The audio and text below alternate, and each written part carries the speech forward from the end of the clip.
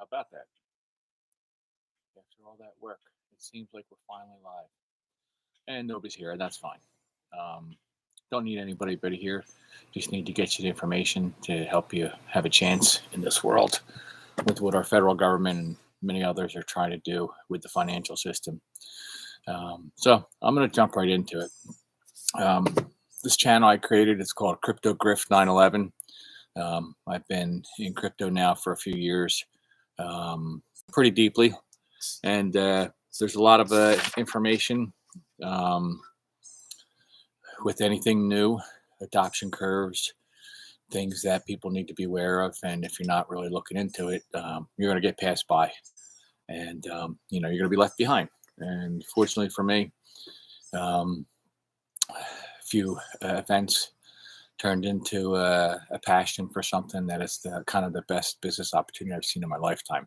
And in many ways, I have a cheat sheet, and I need to get you that information to help you leverage off of what you earn, what you make, what you invest in, not only for yourself but for your family and for the future. Because what our federal government is trying to do with all our regulators is control us, take more from us, and unfortunately not look out for us first and put us first. We're kind of last, and won't get into all that geopolitics at this time. But anyway, got a few notes here, got some things here. I'm going to try to keep this relatively quick. 45 minutes is a little introduction, and wet your whistle as to the information, the topics, and things I'm going to be bringing out in this channel to basically help you all leverage and do well financially. So anyway, I created this channel to help people, specifically Bitcoin. Bitcoin is kind of like new money. Gold has been out there forever. We know how much gold is coming out of the ground every year. There's not an infinite, or there is an infinite supply. We have an idea of what's coming out of the ground every year. With Bitcoin, we have a set supply of 21 million Bitcoins that will ever be mined. And so that, creates scarcity. With scarcity creates value. And so I wanted to get into this and kind of give you an overall view of how this happened to me, how I came upon this, and how I've gone down this whole rabbit hole, and how I am extremely confident this is the best business opportunity I've ever seen in my lifetime. And I'm blessed by it, and my DNA is to help other people, and I want to bless all of you. As the more we do, the more we can do together as a whole. And but you need to be prepared. You need to be prepared what's coming, because many years ago they said we'd have self-driving cars. How many of you watching this have one right now? You got those Echo Dots and those other things that talk and do stuff, and now we have AI. And know a little bit about AI, and some of the things that are going to happen in this world are pretty substantial the next 4 to 6 years, just with AI alone. I'm already looking into different business opportunities to use AI, because it's a new emerging technology. And people who are part of adoption curves are usually the people that are in front. I don't want to say make all the money, but if I would ask, how would you have liked to have been in the beginning with Netflix and YouTube and Apple, Walmart, Facebook, all those companies, they've done very well for themselves. And if you were at the beginning, you would have done well for yourself now. And that's where we are with crypto. Even though we're 14 years in, we're still at the beginning. So I'll get back to that. But I want to kind of give you my scenario and how this happened for me. So, I worked with my dad for, close to 4 decades. And we built a pretty good resume. And unfortunately, during COVID, he ended up getting COVID. He went in the hospital, and he never came home. And recently we just sold our family home in Gloucester Township that we had for around 40 some years or so, 48 years. I don't know. It was a long time. And here all of a sudden, my dad won. My mother passed away 5 years previous. And I have this estate. This is what they worked their whole life. This is what was left. And it was left for myself and my sister. And That was December 13th, 2020. Just in the very beginning of COVID. I think that was a week that they announced that the vaccine was available, and you could take it if you so felt the need, and thought it was going to make a difference. Anyway, without getting into that, so my father passed on December 13th, 2020, and it's my off season. It's I'm home, I'm doing nothing, going gym, playing ice hockey, and kind of trying to stay busy. And on my laptop one day here, I'm sitting here, and a thing came across my screen, and it said masterclass on Bitcoin with Michael Saylor. And I've heard friends, when I play ice hockey, friends in the locker room, for people talk about Bitcoin. Didn't really pay attention. Knew what it was, but didn't dive into finding out what it is. Where it came from and all that stuff. And so, if you don't know who Michael Saylor is, there couldn't have been a better video that came across my feed. And fortunately, I watched it. It was 2.5 hours. And Michael Saylor is a guy who has run a company for 30 plus years called MicroStrategy, computer company. So he's already very successful, very smart guy, very highbrow, extremely intelligent. I suggest you watch his videos and take it all with a grain of salt, because he's extremely intelligent, and one of those people that kind of can talk over your head. But my dad taught me a long time ago, if you go to a seminar, you go to something like that, and you pick up one thing, it was worth your time. I don't know when he told me that, but it's been kind of a mantra my whole life. I'm a sponge for information, and so I'm always open to listening to anybody about anything, because you just don't know. You have to be open. So that's kind of how my brain works. And so Michael Saylor, being very successful, had a lot of money in the bank with his company, MicroStrategy, and he saw that his dollars sitting in the bank every year were losing like 20% with inflation and interest and cost of put it there, and he needed to find a way to put his money somewhere that he wasn't losing 20%. Like, look, you put your money in the bank, it's supposed to appreciate, right? That's a whole nother thing. But anyway. So he looked at gold, he looked at art, he looked at other currencies, the yuan, the ruble, the yen, looked at baseball cards, looked at a lot of different asset classes on where he could put value of his dollars into a store of value that would appreciate and not depreciate, something that was, as it turns out, to be a little bit deflationary as opposed to inflationary. Like, you buy a new car, take it off the lot, you lose 30%. That's inflation. That's not a good financial move. But yet people, do it every day, and everybody's got new cars in their driveways. And so anyway, he talked to his board and said he wanted to put $30 million of Bitcoin on their balance sheet, on the company balance sheet. And the board took a look at it, and they said, yeah. And so he did. And I forget exactly what the average price he bought. It was like between around 17,000 maybe, or something like that. And then Bitcoin went on its run, and all the way up to about $65,000. It wasn't that long after he did that Elon Musk followed him, and Elon Musk went and bought a whole bunch of Bitcoin and put it on Tesla's balance sheet. And that year, Tesla made more money in the appreciation of their Bitcoin that they did than selling Teslas all year. So what did that tell you? One, kind of follow the smart money. Whatever you think about Elon Musk is whatever it is. He's a champion for, freedom of speech. And, he's somebody we need in this world, doing some of the things that he can't do with the money that he has. Beside that point, you just follow the smart money. And so it wasn't long after Michael Saylor held a symposium during COVID, where he had, I think, about 8,000 people attend, and 15,000, now 8,000 companies and 15,000 people online crashed the servers to teach them how to put Bitcoin on their balance sheet. And basically, it's an asset that, over time has a history of appreciating. Just a couple years ago, you all knew it was $3,000, then it went $10,000.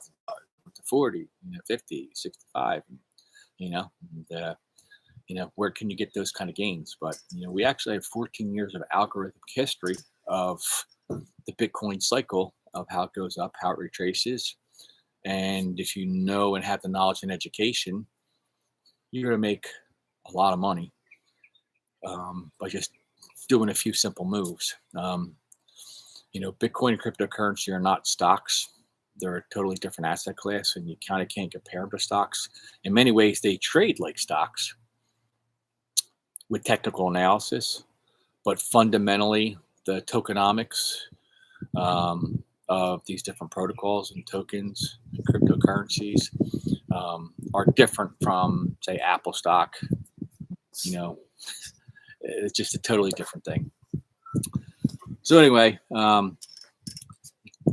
God bless me and had this video come across, and I watched it and listened to Michael Saylor for 2.5 hours. When I was done, it was just an epiphany.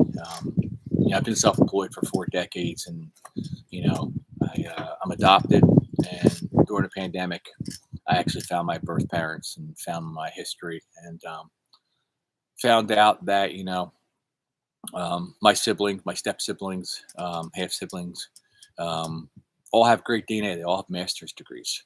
They're all very successful in the industries that they work in.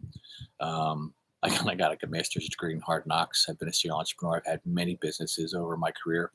I've been in many different industries, and whenever I do something, I kind of do it all the way, and I try to get all the knowledge I can so that I can be not an expert, but so that I can give people as much information to help themselves. And it's kind of my DNA. I love helping people, and one of the reasons why I started this, because I have a lot of knowledge, and over the last 2 years wanting to start a crypto consulting business, I don't have the time to sit down and consult with people. And so this was my best way that I have put together to navigate and convey all this information. I work at this every day. When I'm working, I'm listening, I'm reading, and it's a huge opportunity. And so when I say business opportunity is opportunities to make money and grow your nest egg. And with crypto, all the different tokens and where we are in the cycle and in the adoption curve, you have the ability to learn some things and really set yourself up like no other opportunity you've ever had in your life. It's probably going to end up being the biggest transference of wealth in our world's history. When you look at different things that have happened, the .com era, the adoption of the internet, there's a lot of things that have happened, and I'll get into that. But so I want to get back to my story, so you kind of know where I'm at and see the progression that I was blessed to have the skill set and knowledge to go through. And so basically, after I watched Michael Saylor, I probably watched a couple other videos, and then through my knowledge and my work, being my off season, I probably spent 14, 16, 18 hours a day that winter for months on end, basically learning, reading, educating myself. One of the first things I did, I read this book called The Bitcoin Standard, and it says this is the decentralized alternative to central banking. I'll just keep it short. Banks are the biggest Ponzi scheme. You see all these banks going down now. The Fed is actually helping them go down. And the reason why the Fed is helping them is by raising interest rates in such an astronomical way. So their bonds that they invest in are no longer profitable, and they tank. And specifically the banks that have just crashed were banks that were crypto friendly. Two of the biggest banks were crypto friendly, and they took $4 billion worth of your money, my money, .com businesses that operate in Silicon Valley that, they're $4, $5, $6, $20 million is now $250,000 because that's what the FDIC insures. I'm not going to get too deep in that, but great book. This book talks to you about the history of money. It goes back to the very beginning, how we started trading rocks and seashells. And it gives you a history on all fiat currencies. And all fiat currencies have about a 100-year lifespan. The average is about 27 years. But the US dollar is no different than any other fiat currency. And, you hear now for the first time ever the dollar's dying. Well, 2 years ago, our federal government, they basically printed 40% of all the US dollars ever printed in the history of the dollar.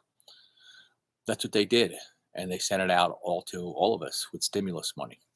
And so what do you think that did to our dollar? Just made it shrink.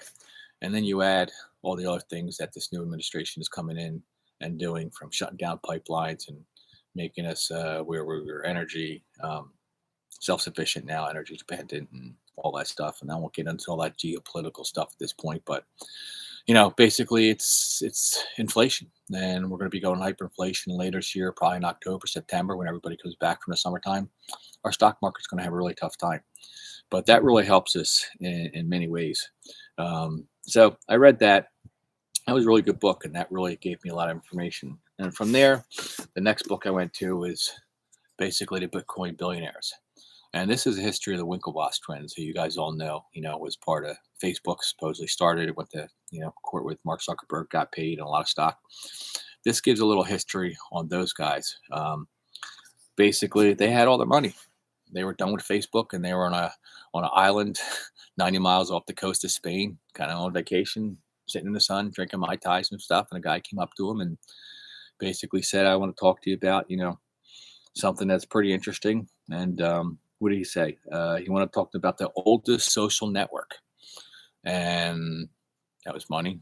And then he went to talk about Bitcoin, and they listened. And next thing you know, those guys were Princeton educated, pretty smart guys.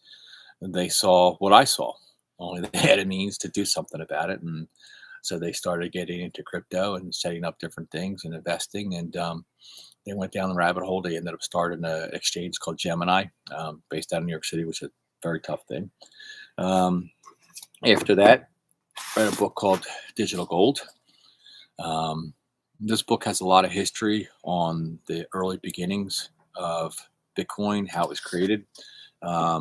Nobody knows who created Bitcoin, but the person's name that's associated with it is Satoshi Nakamoto. He only created 21 million of Bitcoin, and the wallet that he has not been touched. And what I mean by the wallet is Bitcoin is digital code that's on the blockchain, and the blockchain are basically hundreds and thousands of computers around the world. And so when each thing goes out to all those computers, and all those computers, confirm that, eventually it becomes part of a link, and it's locked on a blockchain, and it can't be corrupted or changed or anything, because it's there and everybody confirmed that it's done. In order to change that, you would have to take over all these computers, and that's not how. It's really not that possible, which is why blockchain technology for the future of our world and money, and finance, privacy, security is real. It's emerging technology that's here today, and we're still in the very beginning of the adoption curve of it. And so that gives you a lot of history on the very beginning, the cyberpunks. Those were the guys in chat rooms who were cryptographers who, were playing with different things and, started this whole thing. And, it gives you a lot of history. Basically, I want to learn everything I possibly could, because I need to know as much as I possibly can to not only value, but leverage off that information to basically earn, educate, and help. And being just a sponge for information, it's just kind of my DNA and how I work through things. So literally over the next 3 months, I spent a lot of time, most of my time, because I wasn't doing nothing else. So I actually met with a friend of mine who had been in crypto for a number of years, who actually mined Ethereum, which means he's got a computer with a mining rig that solves computer high mathematical problems. And basically he gets rewarded with a hash rate, which is a percentage of a token, whether it be Bitcoin, Ethereum, or whatever. And he was mining Ethereum.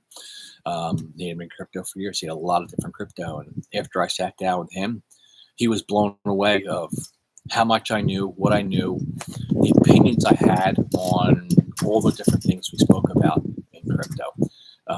He was extremely impressed, and it was kind of cool because it was confirmation that I knew what I was on to, but it's also confirmation of someone who had the information ahead of time, and just confirmed my theory, what I was looking at.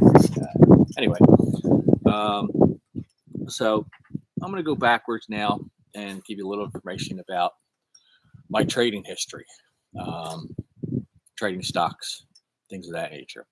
So probably about 17, 18 years ago, I had the first cell phone that had internet.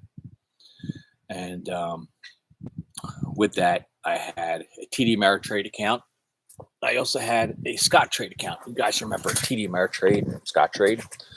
And so I had that on my phone. And the way I invested in stocks back then was not using technical analysis like I do now, reading charts, patterns, things of that nature, exo charts, geopolitical news, all the things, Fed minutes, interest rates, the dollar. There's so many things that go into what I do now that I didn't do back then. But what I did back then was I got on conference calls with companies and I listened to what they talked about, what was happening, what was coming, in the product line. And in theory, with stocks, you want to invest in their future with their future gains, their future earnings. But in order to do that, they should have things in the pipeline that are that are going to produce, which is going to spur their growth. And so that's kind of what I did back in the day. I used to do a lot of day trading, swing trading, scalp trading on earnings reports. When we knew a company was going to come out with good earnings, get in ahead of time, trade, and I did very well. And it was fun, driving down the road and basically buying and selling and making money using my head, not having to use my hands. And I did really well. And then I came across a stock, don't remember how, it was called Dentron. It was a little biotech stock. And all of a sudden, looking into it, they had a product that helped men with prostate cancer. And basically, the FDA advisory board came out and they liked the findings. And in 30 days, the advisory board was going to give their final findings to the FDA. And usually, the FDA follows the advisory board. And make a long story short, I was buying and selling short with leverage and making tens of thousands of dollars on my phone every day for a few weeks. Had well into the six figures. In my different accounts, was doing extremely well. And one day I was driving and I was listening to CNBC on my satellite radio. I was in Cherry Hill, and the FDA board came out and said they liked the findings, but they wanted more findings, and it was basically meant it would back up probably 3 years of more data and more findings that they wanted. And what happened was, since I had a lot of trades on leverage, I got wicked out, which means the stock dropped. And all my six figures, well in the six figures, and both of my accounts was liquidated, which means basically I got stopped out and I lost everything I had. So I went from having, the world by the balls, with a lot of power to control my future, to losing not only everything I had, but since I had stuff on margin, leverage. And if you don't know what that is, basically say a dollar. And I have an exchange now. An exchange will let me borrow up to 50% of that. So basically, $1.50. So if I had 100 grand, I had 150 grand. You get the point. But I had a lot of leverage and margin. So I not only lost what I had, but I owed money. And it was a considerable amount of money. And so I went from, tough day. That's all I'll say. It's a tough day. But I learned a very valuable lesson. And it just quite comical, this Dendrian biotech stock that had this, this treatment for prostate cancer. I ended up about a year or so later getting prostate cancer myself, and having cancer, and having to go through all that up at Sloan Kettering, New York City, and that was the whole experience. Unfortunately, I've been, God bless me, and He saved my life. I was diagnosed clearly by accident, but anyway, that's a story for another day. And so I used to trade a lot, but guess what? I was wicked out. But you know what? One of my favorite calls was that year was Apple. You may remember back in the day, a lot of CEOs were getting caught with backdating options, and Steve Jobs got caught backdating options, running Apple. And so everybody was saying that, he has to step down. You can't have a CEO backdating options. That's, a violation of SEC law, Securities and Exchange Commission law. And basically what happened from me doing what I was doing with my normal education, I knew it was in the pipeline for Apple. They were coming out with the iPod. Um, they were coming out with the iPhone. They were coming out with iTV. They were actually talking to the Beatles about bringing the whole Beatles catalog to the iTunes library. They had a lot of things that were in their product line that all today you look, they're all the norm. But I was there and knew what was coming beforehand, and I told everybody, go buy all the Apple stock you can get right now. They just put it on sale. They just knocked it down. And the worst times is when you buy. You don't buy at the top. You buy when things are distressed. And so they knocked it down. I think it was like $92. Knocked it all the way down to $68 a share. Apple, $68 a share. And what happened?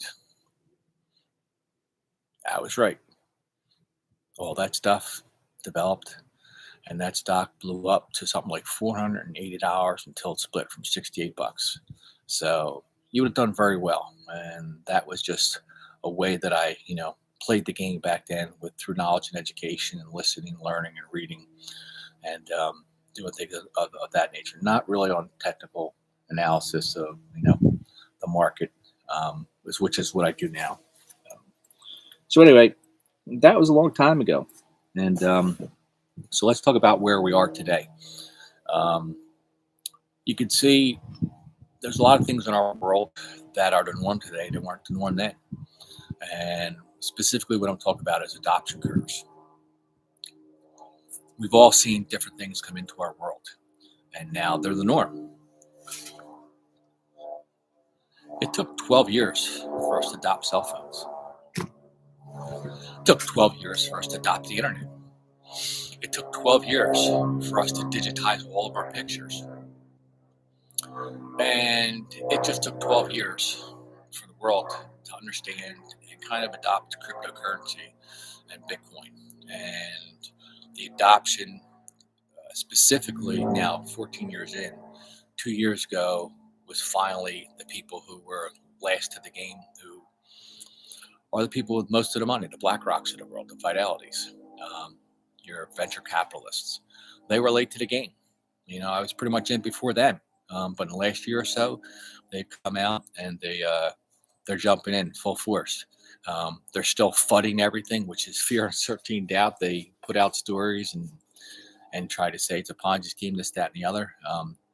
But it's honestly a big threat to our fractional reserve banking system. Our banks are the biggest Ponzi scheme in the world, and our bankers are in bed with our government and our regulators. And that's why you have the Elizabeth Warrens of the world out there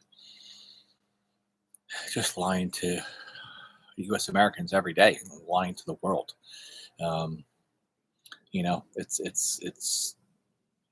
It's really difficult the last 10 years to watch what has happened in our country with our media, how our media is now bought, and how the narrative is painted out there on all those different broadcast channels, and people just buy it hook, line, and sinker.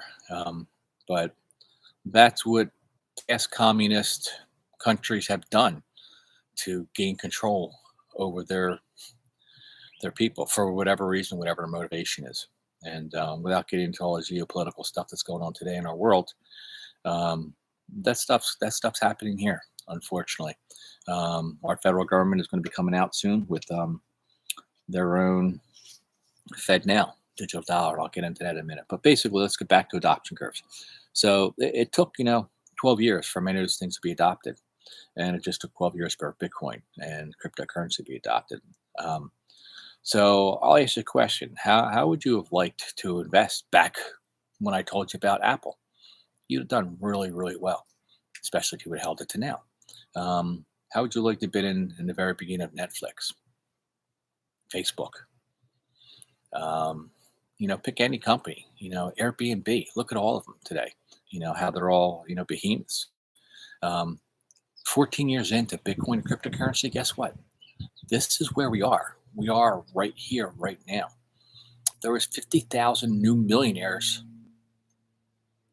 just happened in this first quarter this year. The first 4 months of this year, 2023, 50,000 new millionaires. How did that happen? It wasn't through banking. I can tell you that. In fact, there was probably 50,000 millionaires who lost a lot of money in that $4 billion. So anyway, it's an interesting time we're in right now.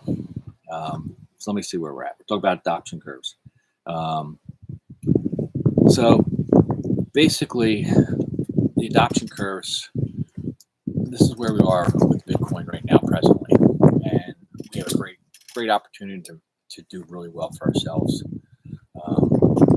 Bitcoin has a cycle, 4 years up, a 4 year cycle basically. What I mean by that is we have 2 years of a bull run, 2 years of a bear market, and we have something in the middle called the halving. The halving is basically the amount of Bitcoin that is mined by all these computers around the world that are solving these very complicated mathematical problems. They're rewarded with a hash rate, which is a percentage of a Bitcoin. Bitcoin's broken down to 8 decimal points, and basically you're rewarded with the percentage. So whether it be $5, $10, whatever it is, if Bitcoin's $1,000 or Bitcoin's $1 million, you're getting a hash rate or you're getting money, and you're that's how you're getting reimbursed. So every 4 years we have the halving, where that amount of Bitcoin that is being mined per block, the hash rate is cut in half, which makes it deflationary, not inflationary, like when you buy a car and 30% off the lot, leave it in their pocket. It's deflationary, which means basically the supply is going down, which is making what we have more scarce, more valuable. That's going to continue to happen, which is only going to increase the value now, next year, 4 years from now, 3 years from now, 10 years from now. And so I got some things written down. So I want to compare Bitcoin to a lot of other market capitalizations in our world. So basically, I'm going to say, I think it was like Google, Apple, Walmart, not Facebook, another one, Amazon, I think. Those 4 companies. How long do you think it took them to become a $1 trillion market cap? It was something like 24, 25, 26, 27 years. Bitcoin just did it in 12 years. So what does that tell you? Not a Ponzi scheme. It's legitimate. It's real. It's sovereign money. 10 years ago when Greece and Italy went bankrupt, people had millions of dollars. Those countries revalued their money, their lira, or whatever it is. And also people had millions, had thousands. And so the federal government, by printing 40% of all the US dollars ever printed in history, dollar 2 years, giving out stimulus money, basically just kind of did the same thing. They revalued our money. And so Bitcoin was created to be completely decentralized, which means nobody can control it. Nobody can come in and revalue it. It's sovereign money for the average guy like me and you. This is what it was done. It's a store of value.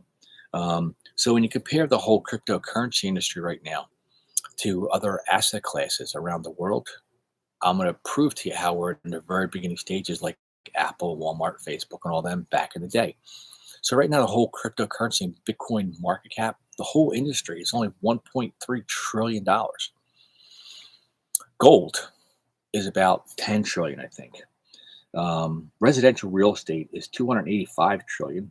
Commercial real estate, 32.6. Basically, equity is 109 trillion. We're only 1/10 of gold. Bitcoin, if you don't get it yet, is better than gold. Reason being is it's a store of value because it's deflationary. Remember I said how we know how much gold is coming out of the ground every year? That's great. In the last decade, gold has appreciated maybe like 13%. Bitcoin is like 998,000%. Just this year alone, Bitcoin is up like 80%. How's your stocks doing? You got anything close to even 8%, let alone 80?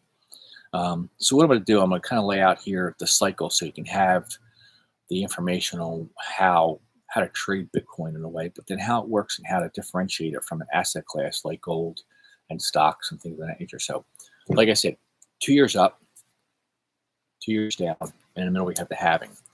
So right now, we just had our 2-year down cycle, and Bitcoin bottomed out at around 15,200. Remember a couple years ago, not that long ago, Bitcoin was $65,000, and we just lost.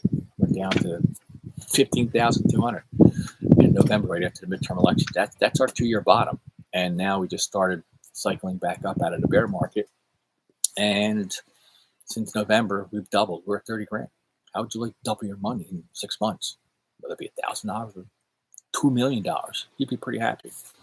But we're still at the very beginning, because next April, year from now, so it's May. It's May 6th, 2023. Next April is when we have the next halving. And so when that happens, then we have 2 years of exponential growth going to the moon.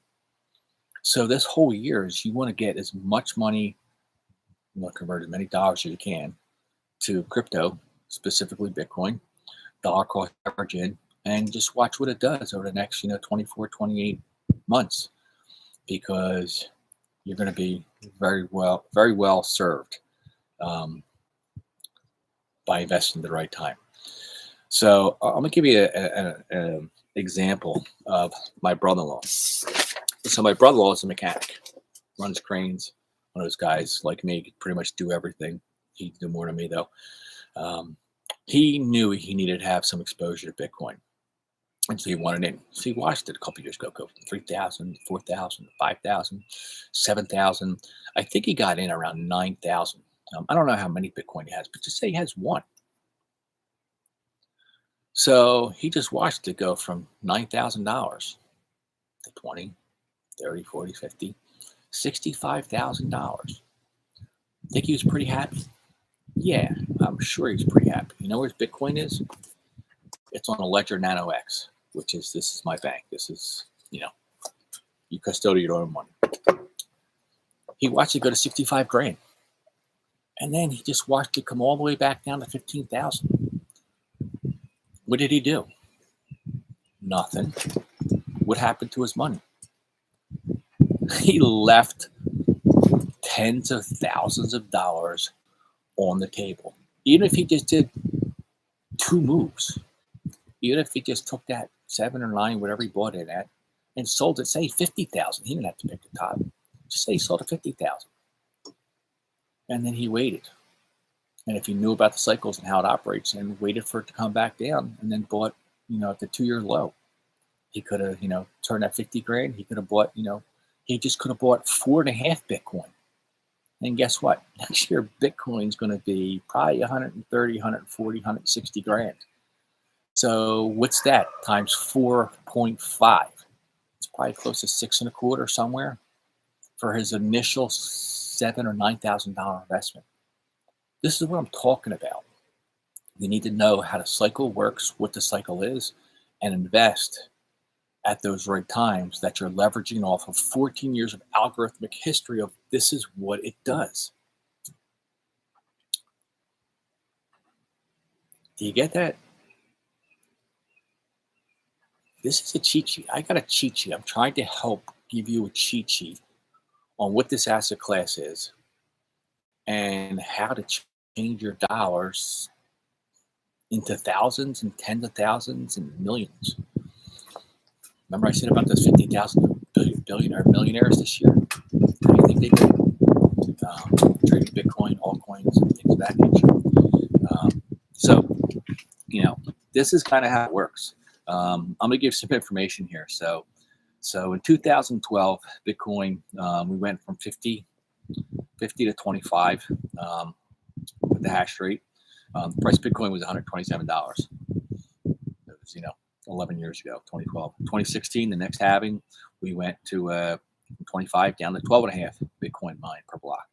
The price of Bitcoin was $758. 2020, we went down to 6.25 Bitcoins mined per block, and the price was $10,943.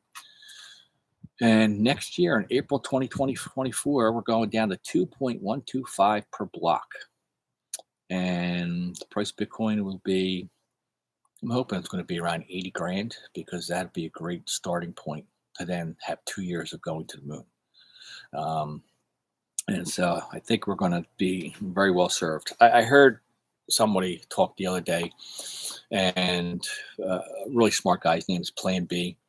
Um, and he said basically the best way to leverage off and make money in Bitcoin specifically is to buy 6 months before the halving and sell 18 months after the halving. And that kind of goes with what I just said.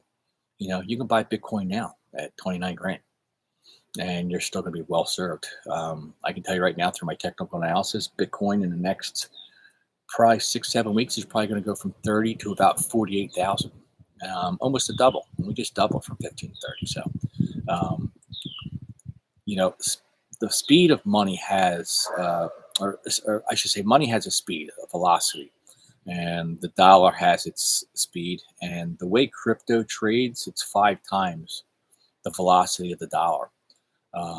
That's for up and that's for going down. So you need to be in an asset class that is new, that is emerging. And if you just rotate your money out of dollars and rotate it into Bitcoin specifically, which there's going to be many, many, many millions of dollars coming in the next few years, with adoption of people seeing sound money with all these bank runs. People are going to say, I can put my money over here, I can custodian myself, and I have history of watching it doing what it's doing. They get a chance to be really successful, very comfortable, and with all that money, people have the ability to bless others. And that's one of the main reasons why I've started this channel, is because I have the ability to help people. I have the knowledge, I have the information, I have the tools. And I want to give you as much as I possibly can to help you help yourself. But by helping me, appreciated my time doing this, to help all you guys, you can subscribe to my channel and click the like button. Click the bell button so you're notified of when my videos come out, so you can get the latest information on what's happening in the markets, specifically, bank runs and things of that nature, and how it all affects our money. AI, I'm going to be doing a lot of different things.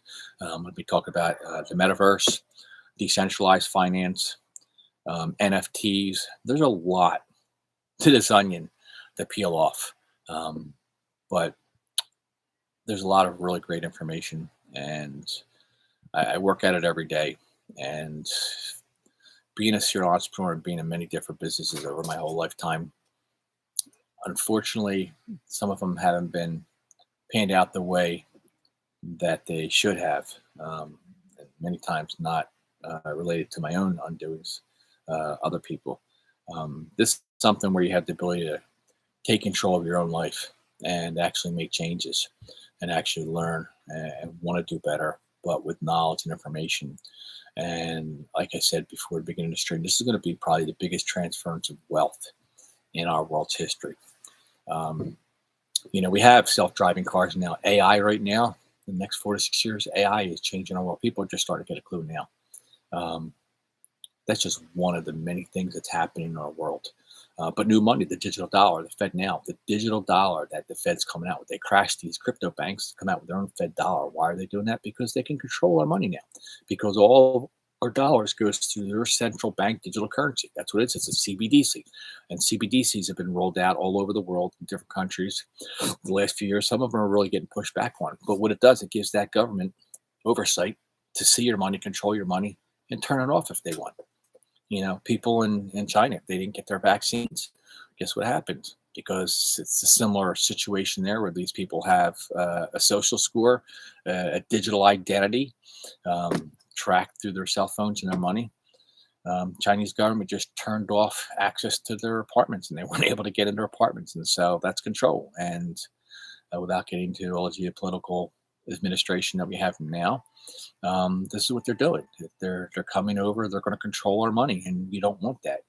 And so everything is happening with inflation, with the digital dollar, with them trying to protect us from crypto. Is actually, we need protection from them, because they are in bed with the fractional bankers of the world that run our world. And basically, this goes against their Ponzi scheme. And they know it, and so they're trying to do everything they possibly can to make it difficult for us. However, we got pretty much a 12, 13 year, 14-year head start. Cat's out of the bag. They're not going to be able to stop. They can definitely hinder, get in the way, throw speed bumps, but the cat's out of the bag. MicroStrategy, publicly traded company, has the most Bitcoin in the world. Guess what? BlackRock, Fidelity, Bank of America just did this year. They all bought MicroStrategy stock. Why? Follow the smart money. He's got 140,000 Bitcoin. It's not like $12 billion. Next year, when that 140,000 Bitcoin is 140,000, let's do the math. I'll tell you what that's worth. Here we go. So we'll go, what did I say? 140,000 Bitcoin times, just say $140,000. And it's like 19.6 billion, is that? Yeah. Let me see. That'd be thousands, millions. Yeah. It's a lot of money. And follow the smart money. And, you have a chance of actually doing something. There's a lot of things, that people now use. PayPal, Venmo, Zelle, Stripe. This is all adoption. This is where we are these days. And so you need to get on board and figure out you need to do something. Because if you don't,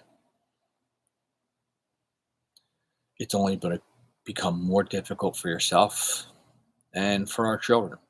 It's up to us to lead our children. And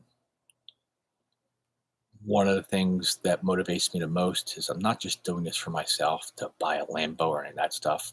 All that stuff will come if I want it. I need to do this for my children because my children, with what's happening in our world today, with our governments, the deck is stacked against them. Someone asked Warren Buffett about 10, 12 years ago, if you weren't in stocks, what would you do? He said, I would own every house in America. And why is that? Because people would have to pay him rent. They'd have to live there and pay him rent. He'd make money nonstop. So guess what?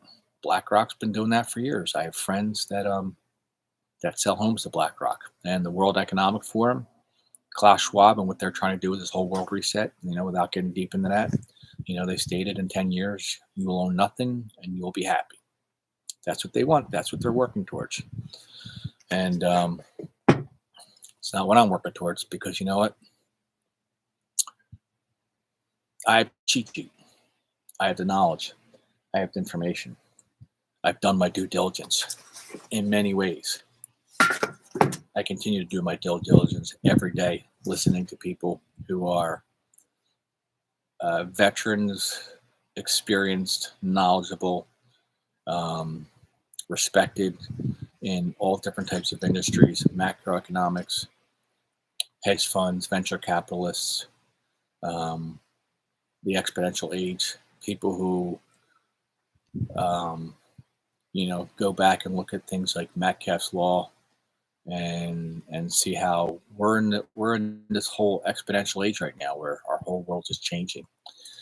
In the next 10 years, Bitcoin, remember how I said it's only 1.3 trillion?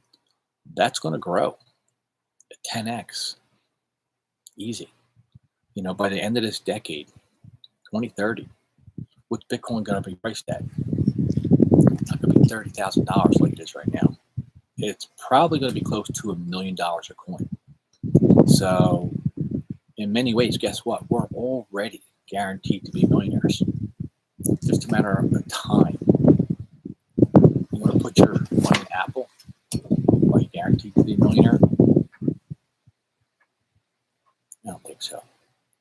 But given 14 years of algorithmic history and having something that's deflationary and having something that is now being adopted and being invested in by countries, by companies, by venture capitalists. There's ETFs on Bitcoin in Canada. They've been trying to bring ETFs here in America for a number of years, and the SEC has not approved them because it kind of goes against fractional reserve banking system. It's coming. One of the biggest things that helps us is Coinbase. Coinbase is a company that is a publicly traded company, and that gives legitimacy to our industry. And the SEC is now trying to do things with them and sue them and gave them a Wells notice. But they have the money to fight, and they're going to fight. They're not going to cower and leave.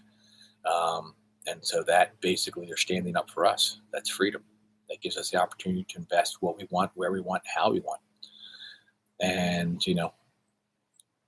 banks aren't doing that for us. And they're not going to. And that's not going to change. So anyway, so some of the things I'm going to get into on this channel over time is I'm going to talk about the metaverse, what's going on there, NFTs, non-fungible tokens. I'll explain to you what they are, how I have some things that I'm going to be making into non-fungible tokens, which should also produce a lot of income. What that will be is will ever be, but I'm pretty optimistic that that's going to do pretty well. Basically, blockchain technology, layer 1, layer 2, layer 3, what that all means. There's a lot of things that are happening right now, and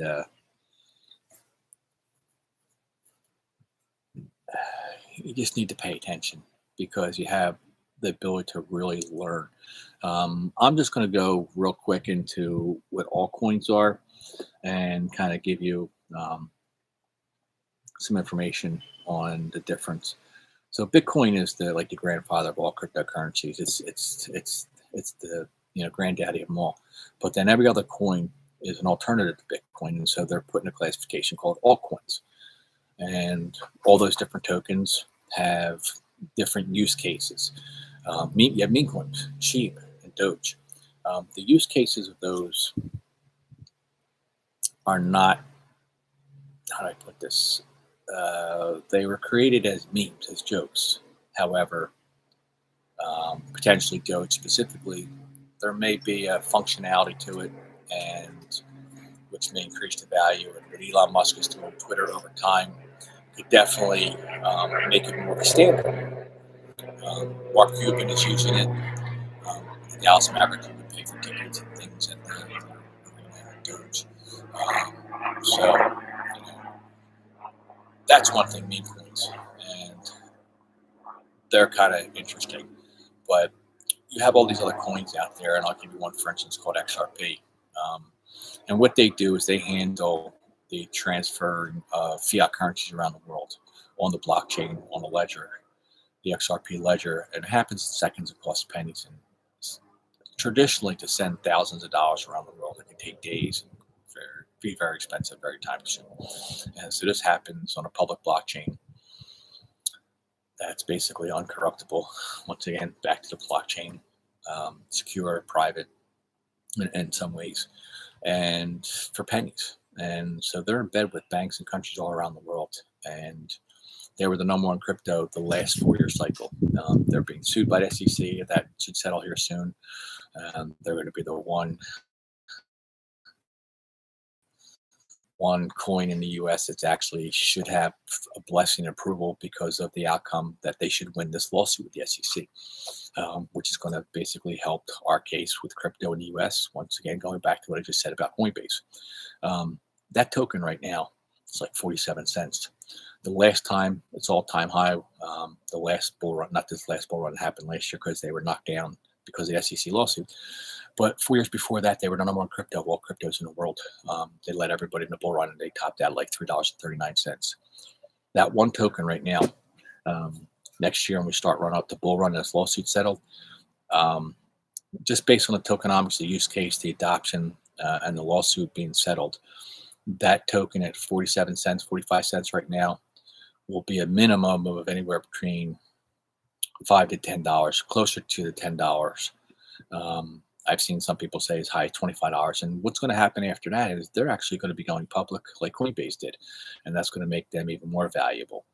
And so you're talking maybe 2-3 years, something that's 47 cents should definitely be worth probably around $25. And Just do the math. Just say you had 10,000 10,000 tokens. Let's just do it real quick. Let's just say you had $10,000. Let's be simple. Let's just go with that. $5,000. $5,000 divided by, what did I say? It's like 45 cents right now. Gives you 11,111 tokens. Just say it goes $10.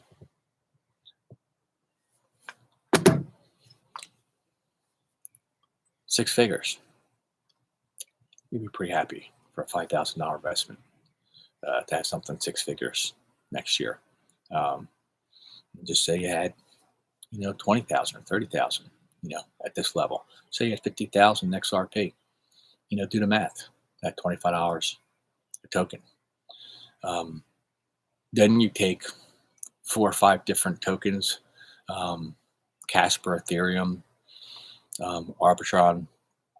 I can give you a dozen coins that have great tokenomics of what they're doing right now and how their futures are being adopted with all the announcements they're making with different companies around the world to do all different types of things. And so that is how 50,000 new millionaires just happened in the first quarter of this year. People who know the cycle, invested, got in really good in November at the bottom, and doubled their money. And we're still a year away from the halving of where we really take off to the moon. So the power of the information and knowledge that I just told you about how to invest, whether it be alts or Bitcoin, should wet your whistle to say, listen, I need to do something because my money's sitting in my bank account. It's not doing anything. So anyway, with that, I kind of want to wind up this.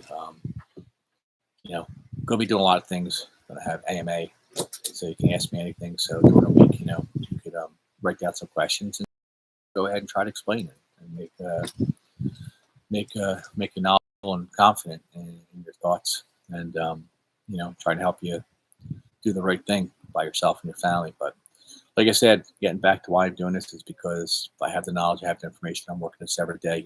They say you need to be an expert. You have to have about 10,000 hours into something. I don't have 10,000 hours, but I can tell you probably have 6, 7, 8,000 hours somewhere in that vicinity. And do I know everything about NFTs, decentralized finance, staking, all these things? No. But there's a lot of things I do know. And that doesn't mean you still can't double your money, triple your money, and still do really, really way better in an emerging market. That, once again, it's the best business opportunity I've ever seen in my lifetime. And so, you'll see someday.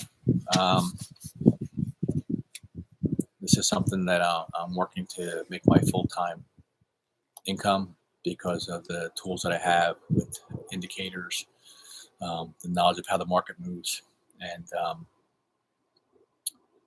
trading specifically, and eventually trading with leverage, that I'm going to be able to do a lot better than what the bank's doing for me. So anyway, like I said, smash that subscribe button below, share this with your friends, hit the little bell icon so that when I do my weekly videos, you'll get the information, and not what you're getting on our major news outlets, which are painting the narrative of what they want you to think and what they want you to know, which in most cases today, unfortunately, is not really credible. So thanks for watching. Be blessed. Help me, help others, and together we're all going to be down the road together and be better off for it. So thanks again, and I'll talk to you soon.